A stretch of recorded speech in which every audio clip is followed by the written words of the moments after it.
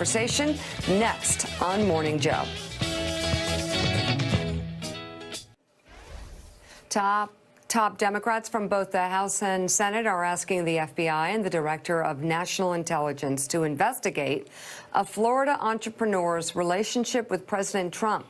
In a letter dated Friday, Democrats from the Intelligence and Judiciary Committees called for an investigation into former spa owner Li Yang, citing credible allegations of potential human trafficking, as well as unlawful foreign lobbying, campaign finance, and other activities by Ms. Yang. Yang made headlines earlier this month after Mother Jones and other outlets reported that she was running a consulting business that offered to sell Chinese clients access to the president and his family at Mar-a-Lago. And you know, human trafficking was one of Ivanka Trump's signature issues. A photo published in the Miami Herald earlier this month showed Yang with the president at a Super Bowl watch party at his West Palm Beach country club in February. Yang also founded and later sold a chain of massage parlors that were recently raided in a prostitution and human trafficking sting that resulted in the arrest of New England Patriots owner Robert Kraft. Kraft denies prostitution allegations. Now, there are, I guess, videos that they had in this sting. I'm not sure how he gets around the videos.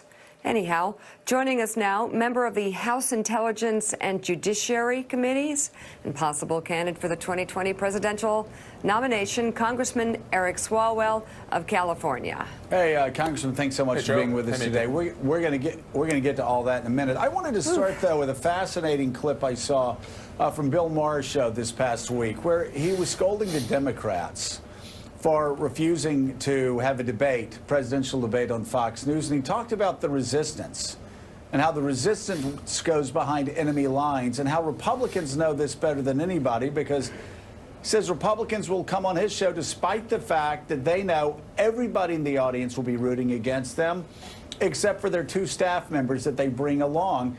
But he named you as the exception to the rule and says you go on Fox News because, like Republicans going on liberal outlets, you want to get your message to people who may not agree with you. Can you talk about that a little bit more and how Democrats need to do a better job in 2020 getting outside of the bubble with their message?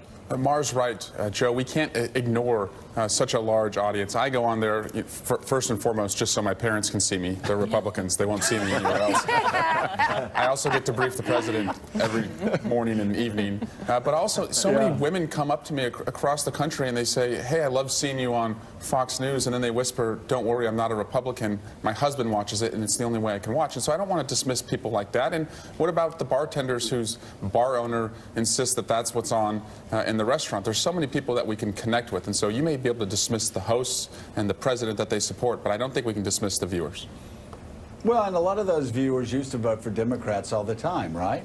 And a lot of them are Democrats. You know, you go through the Midwest, you go through the South, and Democrats watch Fox News. And so I don't think we should make any assumptions about who the viewers are. And if they're not on our side, we should go into the fire and try and bring them out and bring them with us. Yep. So talk about the investigations that are moving forward right now in the House. Obviously, you know, a lot of people in Middle America aren't interested in the Mueller investigation, aren't interested in the investigations in the Southern District of New York. Why is it important for you all to move forward with those investigations, even if most Americans, just as they were at this stage of Watergate, aren't interested? The most important thing we can do is show them that we can walk and chew gum, that yes, we will hold this president to account where he did not have a stop light, stop sign, or cop on the beat before. That now exists, but we're also passing background checks. We're updating the voting rights law. We're going to get a bill out on transportation and infrastructure to repair our country's needs. So as long as they know that we're doing that too, and I think Nancy Pelosi taking impeachment off the table for now and saying we're not going to lean in with that, that gives Republicans no excuse not to come to the table and work with us on those other issues like prescription drugs or addressing the future of work and how we can make sure people have careers they can count on. Congressman, you sit, of course, on the Intel Committee that had its problems under Devin Nunes. You obviously didn't like the way he ran that committee. How is it different now under new leadership? Well, we have a leader who wants to protect our democracy and not the president and Chairman Schiff. But the first meeting that we had, he reached out to Republicans and said, I don't want to see a repeat of what happened over the last 2 years. I'm interested in what your concerns are in this investigation, and just tell them to me and we can address them. And I think he's genuine in that, because that's how he conducted himself in the first 2 years. So, we're going to pursue the evidence that wasn't pursued before, but mindful that this isn't about relitigating the 2016 election. It's about hardening the ballot box in an upcoming election where we know the Russians will be just as determined to hit us. You've seen a lot of evidence that the public hasn't seen. I understand you can't talk about it here or anywhere, frankly, around people who are not on the committee. But based on what you've seen, do you believe that the Trump campaign colluded with the Russians in the 2016 campaign? Yes. Do you believe the president himself colluded with the Russians? Yes. So the president knew the Russians were seeking to help him, and so he went out as a candidate, invited them to hack more, did not tell his family not to take any of these meetings, was told by Roger Stone that WikiLeaks, a Russian cutout, was also going to be putting out materials damaging to his opponent, and he went on the stage and said, I love WikiLeaks. So this is circumstantial evidence, which in a court of law can be treated the same as direct evidence. But yes, he colluded, and I don't think that's a hard answer to the question at all. So that's a little further, actually. Adam Schiff was here last week and has said there's no direct evidence that the President of the United States ordered these things. In other words, that he directly colluded, but it's all circumstantial. Do you believe the President directly colluded with the Russians? I believe there's circumstantial evidence that he colluded, that he knew that they were doing this, that his family was meeting with them, that these offers were being made, it was being passed to him, and then he would publicly go out there and encourage them to do it. And there's no who could be so dumb they would invite the Russians to do it on a national stage exception to colluding. So do you believe there's direct evidence that the president colluded? His invitation for them to hack more, that's direct evidence of inviting them to collude. That idea of collusion or conspiracy is obviously at the heart of what Robert Mueller has been investigating. And there's a difference between criminal collusion and just did the guy do it or not, right? Right. We anticipate, everyone in Washington thinks that report is coming soon, whether that's days or weeks. There's a belief that, of course, it's going to be issued to the Department of Justice. There'll be some discretion as to what can be released there. There's a belief the White House is going to invoke executive privilege to try to keep some of it from being made public. What can the House Democrats do to ensure that the public learns what Robert Mueller discovered? Yeah. We will see that Mueller report. And I say that with confidence because for 2 years, we went to the streets, we went to the town squares, we marched on the ballot box. The American people gave us the power to see that report. So the president's now outnumbered. He has a Congress that just voted 420-0 that they want to see that report, and the law is on our side. So we have the legislative branch and we have the judicial branch that will back us up if he tries to block that report. And finally, just back to Willie's question about collusion, this president has been given an opportunity to sit down and say to special counsel under oath, I did not collude. He won't do that. I infer from that and the overwhelming evidence and the state of the evidence from others who say that he did know the Russians were doing that, that he does have something to hide. Southern District of New York, Michael Cohen pleaded guilty to a charge, basically unindicted co-conspirator, in a lot of ways, Donald Trump. Do you believe that the rule that the Department of Justice should not indict a sitting president should be in place for this, or are there different levels? If Robert Mueller found him guilty of collusion, what would it take for you to see an indictment on a sitting president? I don't think any person should be above the law. And what concerns me is that right now the president may escape criminal liability because he could win a re-election and the statute of limitations could run. So if the policy is that you can't indict a sitting president, which I don't agree with, we should rewrite the law that says that if a policy like that prevents you from getting indicted, the statute of limitations can continue to run so that once you're out of office, you could be indicted. So are you writing that law? Yeah, we're working on that. Yes, actually, that is in the works. But I do believe there are indictments waiting for this president. So shifting gears, a lot of folks are running for president. Yeah. There's rumor. Well, it's not a rumor. Are you running? I'm getting close, and I'm going to make a decision by the end of the month. What's the source? Why the end of the month? Which is next week, I think. Well, I want to do it the right way and be ready. But the reason I would do it is because I have lived a life where I saw that hard work paid off for my parents so that I could be the first in my family to go to college.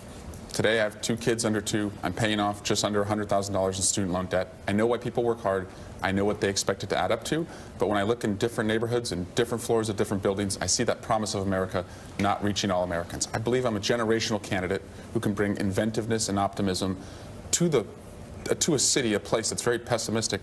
And I have experience. In the last 7 years, particularly the last few, on the Intelligence Committee, our democracy has been on the ropes. I know who our threats are from the outside. I know who is attacking the rule of law on the inside, and I will stand firmly and defend it. What's on the other side of that ledger? Why might you not run for president? Childcare. That's a big one. Yeah. Is there an app for that? Yeah. But it sounds to most people like you're leaning that way. And you've talked about Medicare for all. That's been a big issue. Yeah. Most of the candidates have gotten behind that idea. Yeah. Do you support Medicare for all? I support coverage for all, which would be a public option that would drive down the pressure on the private insurers. But I hope we don't miss the opportunity to do what I think we do best as a country. Find the unfindable, solve the unsolvable, and cure the incurable. I would take $1 trillion over 10 years, the $1 trillion tax cut that the president gave to the wealthiest Americans, $1 trillion over 10 years to invest in genomics, data therapies, data sharing, targeted therapies, so you can look every ALS, Alzheimer's, Parkinson's patient in the eye and say, we have given you the best shot in a lifetime to find a cure. So that can bring down the cost and extend life. Some candidates, as you know, have called for an end to private insurance. Do you agree with that? No. So there's a partnership there. There's a public-private healthcare system? I think people want to have choices, but a public option with support from the government for those who need it the most, I think will put pressure on the private insurers and drive down the cost. So you're not in the race yet, but as you know, the Oppo research has already begun. There's a photograph circulating. I believe it was the Mercury News who dug it up in your district. This is your high school yearbook photo. I guess my only question is, how dare you, sir? I don't think I'm going to be running. Feels disqualifying. That's it. Are those? I'm out. My next question. Are those frosted tips, Congressman? Those are frosted tips. It might be inspired by Iceman from Top Gun or Vanilla Ice. Very popular. I would go with Iceman if I were you on that one. All right, Congressman Eric Swalwell, come back and let us know when you decide to run, if you would. Thanks so much for being here. Coming up next, Beto O'Rourke, less than a week into his 2020 presidential campaign, already getting criticism from many sides. We'll talk to the head of one conservative group about its new ad targeting O'Rourke, drawing comparisons to former President Obama.